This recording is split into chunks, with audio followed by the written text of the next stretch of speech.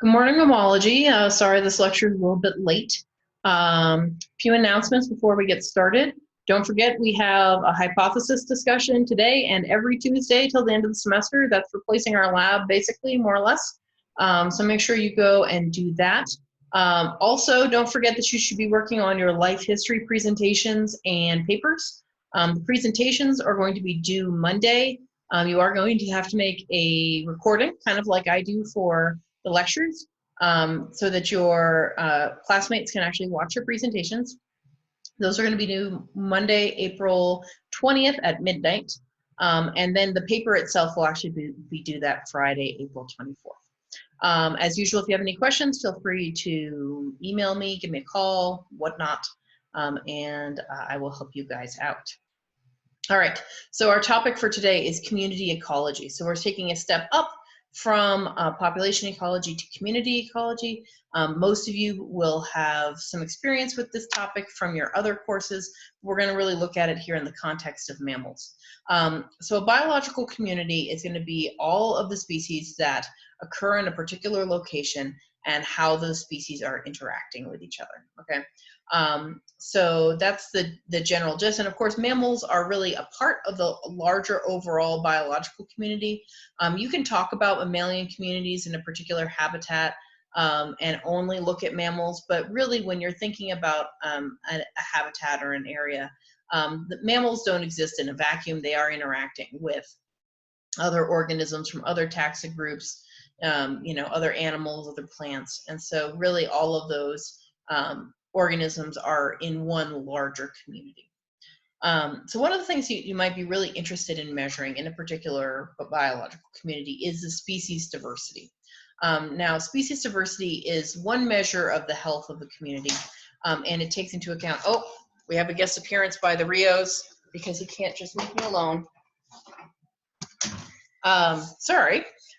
Okay, so species diversity takes into account two different measures, both species richness, which is simply the number of different species that are present in an area, and also species evenness, which is the relative frequency of those different species.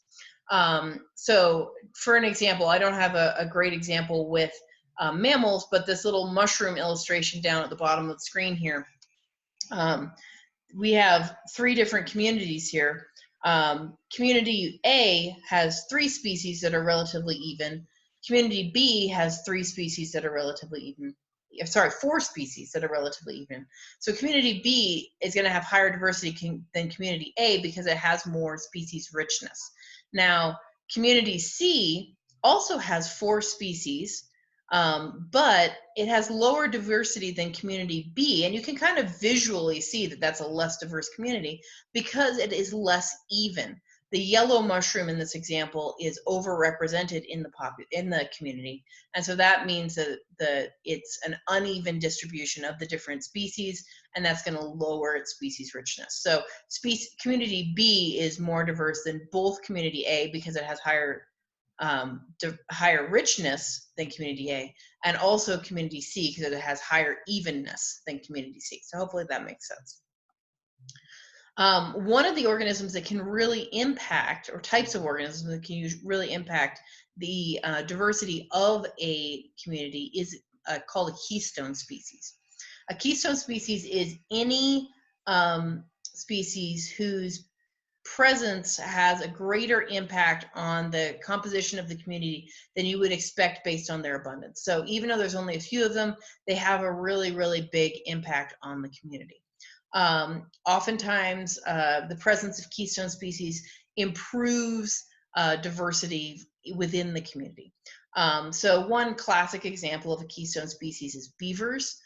So beavers, because they are ecosystem engineers, they build dams and they create habitat that wouldn't be present without the presence of beavers. So they create these still ponds where there would normally only be flowing streams. And those still ponds provide a different type of habitat than would be present in that area normally.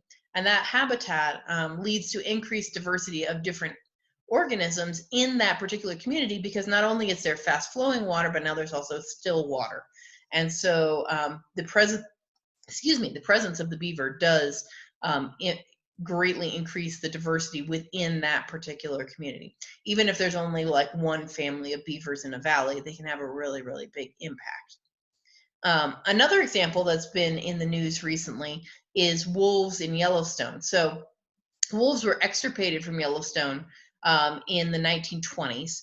And in the absence of wolves, the elk in Yellowstone really did not have any predators that were causing them to change their behavior at all, or really putting much predation pressure on them. Because of that, the elk kind of just went where they wanted to go. And where they wanted to go was down by the riparian areas, because the habitat there is really good for elk. The food resources like willow and alder that grow along the streams are elk's preferred food.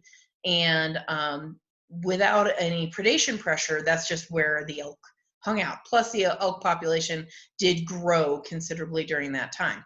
Because that's where the elk were hanging out, they really demolished the woody plants along these riparian areas. They ate a lot of these willows, these alders, these cottonwoods that would have been all along those riparian areas.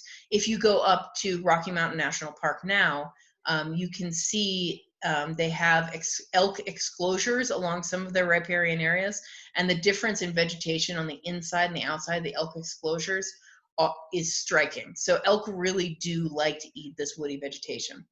Without that woody vegetation along the streams, however, there wasn't food for beavers, so beaver populations actually went down, and also that woody vegetation is as habitat for a lot of migratory birds, so those populations went way down.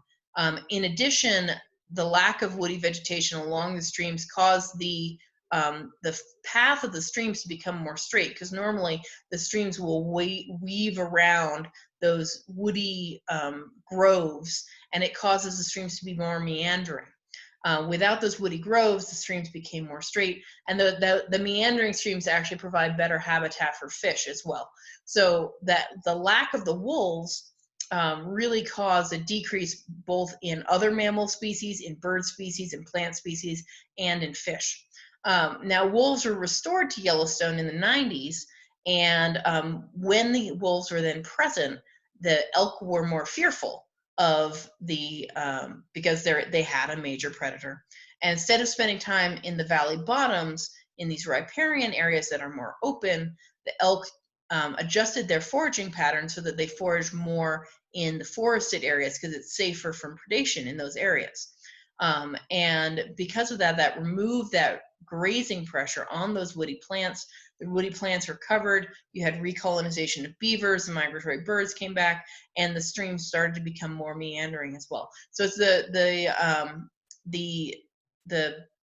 effect of the wolf reintroduction really had a striking impact on the entire ecosystem. So wolves in this case are a keystone species. If you want to see another TED Talk more about this topic, there's a link at the bottom of the page here that you can look up to hear more about the impacts of elk on the Yellowstone ecosystem.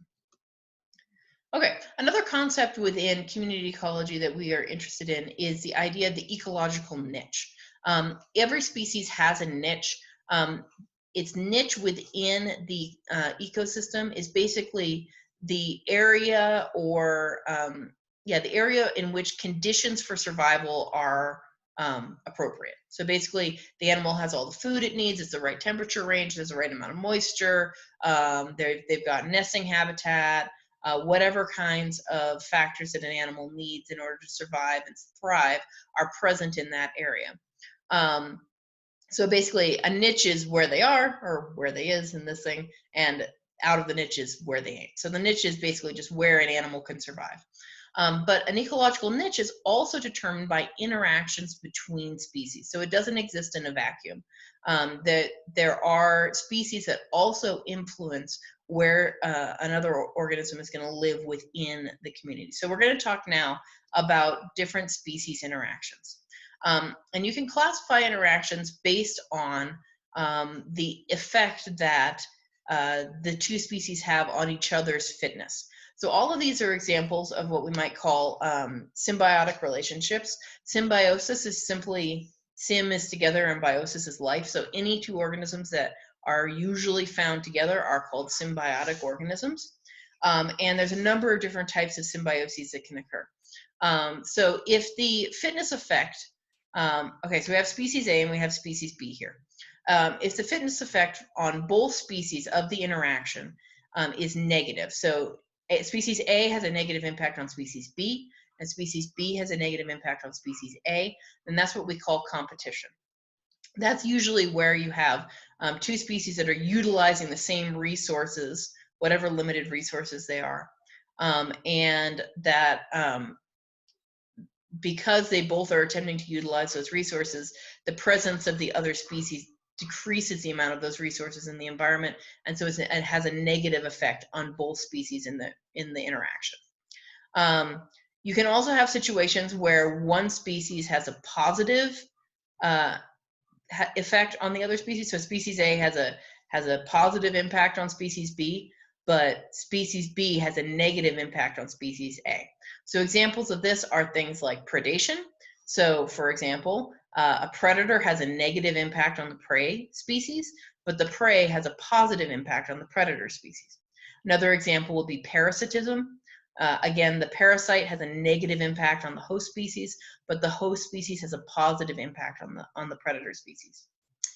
You can also have what's called commensalism. In commensalism, one species benefits from the other interaction and the other species really doesn't care. So one species has a positive impact, so species A could be positively impacted by species B, but species B species A doesn't impact species B at all. So basically one species is positively impacted, the other one doesn't care. And then finally, there's mutualism. In mutualism, both species have a positive relationship with each other. So they both benefit from the interaction and both have fitness increases. There's two other things that we could talk about where you have one species doesn't care and the other species is negatively impacted. That's called commensalism. And then if neither species is impacted by those species, that's just co-occurrence. So they're both just living in the same area, but they don't really interact. Those types of species interactions tend not to be very stable because they, in commensalism, usually the one that's negatively impacted will just avoid the species that negatively impacts them and the other species doesn't care. And in co-occurrence, there's no impact of one species on the other, so it's not really an interesting thing to talk about biologically. So we're not going to talk about those two anymore because they're not as interesting biologically as the others. The other interactions often do cause evolution, and particularly in mutualism and predation and parasitism, you get coevolution, where the evolution of one species causes a corresponding evolutionary response in the other species. All right, so let's take a look at some of these examples. We'll start with competition. And in this case, we're considering really interspecific competition. So it's competition where one species is impacting the other by attempting to use the same resources that are present. Basically, there's some sort of limiting resource in the environment, and both of these species are trying to utilize that resource, and there's not enough of that resource to fully satisfy both species. So you can kind of talk about two different types of competition. There's interference competition. That's when there's a physical interaction over the resource. That top picture there, you have lions and hyenas fighting over a kill. That would be interference competition. They're going to fight over the carcass, and one of them is going to win and the other one is going to lose. So that would be an example of interference competition. Exploitative competition is when the two organisms are actually using the same resource, but they're not actively fighting over it. So one example might be this water hole in the lower picture where both zebras and I believe those are oryx. I don't remember what that antelope is called. They're both drinking from the same pool, and so they're both using up a limited resource, but they're not actively fighting over it. So that's exploitative competition.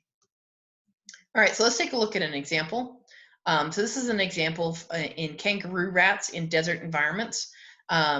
And so the question here is, is there interspecific competition between rodent species in this desert environment. And if there is, then you would expect that the presence of one species has a negative impact on other species. So in this particular example, what they did is they actually built cages the mesh was small enough that kangaroo rats, which are one of the larger rodents out in the desert, could not pass through the mesh, but the other smaller rodents could. And they removed rats from some cages and left kangaroo rats in the other cages. And what they actually found is that where kangaroo rats were removed, the population of other rodents went up. That indicates that the presence of the kangaroo rats has a negative impact on those other rodent populations. All right, so because competition has this really strong influence, competition can actually change the niche that an organism lives in. So the fundamental niche of an organism is where it could potentially survive. The realized niche is where it actually is based on what we call competitive exclusion. So if there's another species that it's competing with that can outcompete the other species, then the species that is outcompeted is competitively excluded from the environment. So one example here is elevational gradients of chipmunks. So you have these chipmunks that live at various different areas. And it turns out that the chipmunks that live at the highest elevation are the most adaptable. They can live in a variety of environments. So the alpine chipmunk could live all the way down to very low elevation. However, the chipmunks that live at lower elevations are more competitive than the alpine chipmunk. So they competitively exclude the alpine chipmunk from the lower elevation habitats, and the alpine chipmunk is then restricted to the very high elevation habitats where only it can survive. If you go through and remove these other species of chipmunks, what you would find is that the alpine chipmunk would expand its range to lower elevations, and that's what we call competitive release. So the other thing that competition tends to cause is what we call character displacement. In character displacement, because the two species are having a negative impact on each other, you have selective pressure to avoid the competition. And so you tend to see selective pressure for these species to become more different from each other rather than more similar to each other. So selective pressure to reduce the competition between species. This can also lead to species diversification and variation in species within the environment. So where species are found separate from each other, you might expect them to have a more generalist phenotype where they can utilize a lot of different resources. But where they're found together, then the selective pressure of where the species overlap pushes them towards more extreme phenotypes. So one example of this is in shrews. What you tend to see where you have several species of shrews living together is that you have character displacement of body size. So the different species of shrews are actually feeding upon different sizes of prey items, and that allows them to reduce the amount of competition between those shrew species. Okay, we're going to move on now to our other types of species interactions. So predation, of course, is very important, and mammals are some of the major predators and some of the major prey in a lot of ecosystems. So as we were talking about in the previous lecture on population ecology, predator and prey populations can have really big impacts on each other, and you do tend to see selective pressure on both the predator and the prey. And you can get into what we call these evolutionary arms races, where the prey becomes faster and faster, the predator becomes faster and faster, et cetera, et cetera.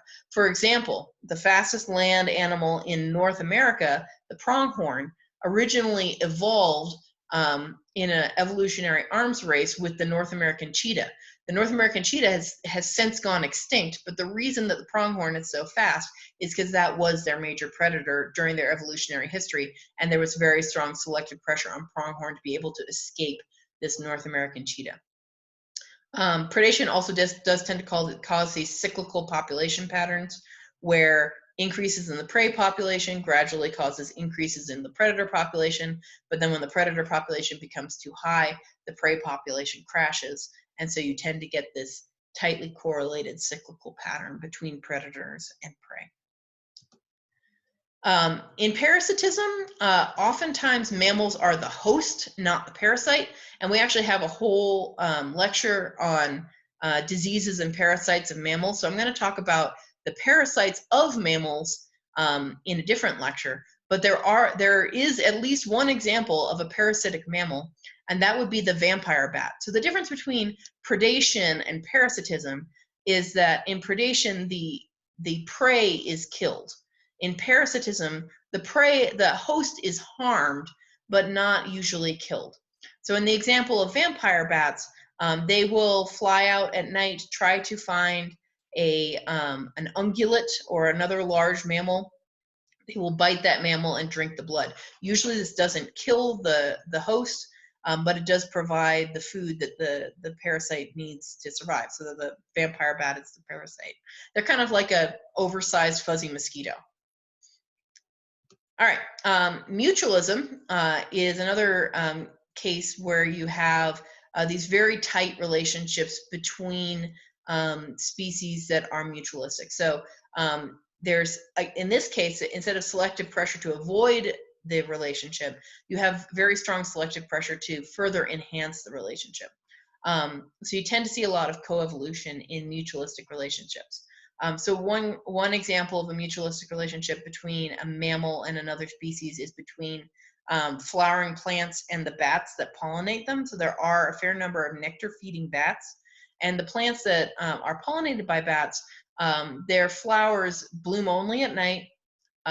They tend to be white so that they're easy for the bats to find, and they tend to produce a copious amount of nectar that the bats need to survive. So the plant benefits because their pollen is transmitted from one plant to another. The bat benefits with a nice tasty meal.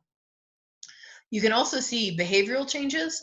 So one kind of cool mutualism is between the honey guide and the honey badger. Honey guide is a bird that feeds primarily on the larvae of bees, and they will, because they're mobile, they can fly around, they can find a beehive, and once they find a beehive, they will then fly around and find a honey badger, and then they will get the attention of the honey badger with a very typical display, and the honey badger will see that display and then follow the honey guide back to the hive, where the honey badger, who has strong claws, will break open the hive to eat the honey, and then the honey guide gets to eat the bee larvae. So they both benefit from this relationship. Interestingly, honey guides also, if they can't find a honey badger, they'll do the same thing to humans. They will actually bring humans to hives so that the humans can open the hives for them. All right, and then our commensalism. This is our last one. You don't see as much coevolution with commensalism because the one species is not impacted by the other. So I have a couple examples of commensalism here. Cattle egrets and cows. So cattle egrets are called cattle egrets because they follow cows around. The cows, as they're walking, will kick up food for the cattle egrets. So the cattle egret benefits from that relationship. The cow doesn't get anything out of it. The cow really does not care that the birds are there. It does not impact the cow either positively or negatively. So there really is no impact on the cow, other than the cow might occasionally get pooped on by a cattle egret, which that cow in the front has. Another example is the barnacles that grow on whales. So there are some barnacles that can colonize the skins of whales, and that seems like that might be a parasitic relationship, but the total weight of barnacles on a whale is about equivalent to the weight of a bathing suit on a human. So it's really negligible. So it has an almost no impact on the whale. But the barnacle has a nice place to live, and the whale is constantly swimming, so the barnacle can just stick its feet out, that's how barnacles feed, into the water and catch its prey. And so it's beneficial for the barnacle, and the whale really doesn't care. All right, so that's my lecture for today. Hope you all are doing well, and I will catch you guys soon.